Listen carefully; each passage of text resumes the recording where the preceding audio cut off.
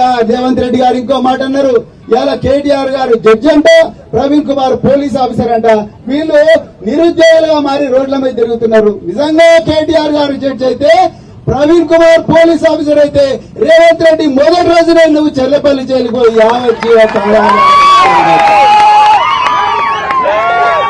ఎన్ని నేరాలు చేసినావు నాయన, నువ్వు ఎన్ని నేరాలు చేసినావు. నిజంగా కేటీఆర్ గారు మంచి మనిషి కాబట్టి ఇన్ని రోజులు బయట రేవంత్ రెడ్డి నువ్వు ఆయన నిజంగా జడ్జి అయ్యి మాలాంటి వాళ్ళు పోలీస్ ఆఫీసర్ల ఈ దస్త్రాలన్నీ కూడా నువ్వు చేసిన కుంభకోణాలన్నీ కూడా భూతత్వం కూడా పెట్టాల్సిన అవసరం లేదు. ఒంటి కళ్ళతోనే డైరెక్ట్ గా కనిపిస్తున్నాయి నువ్వు చేసిన కుంభకోణాలు. ఒక మైనర్ బాలిక మీద అగాత్యం చేసిన దుర్మార్గుని 9 రోజులు నువ్వు దాచిపెట్టినావు. నువ్వెట్లా హోమ్ మినిస్టర్ అవుతావు, నువ్వు ఎట్లా సంక్షేమ శాఖ మంత్రి, సంక్షేమ శాఖ కూడా విద్యాశాఖ కూడా నీ దగ్గరనే పెట్టుకున్నావు. ఇలా ఆ విద్యాశాఖ నుంచి పుట్టిన బిడ్డలే ఇలా రోడ్లెక్కిండ్రు, ఆకలితో అలమటిస్తా ఉన్నారు. అందుకొరకే తెలంగాణ సమాజం ఒకసారి గమనించాలి.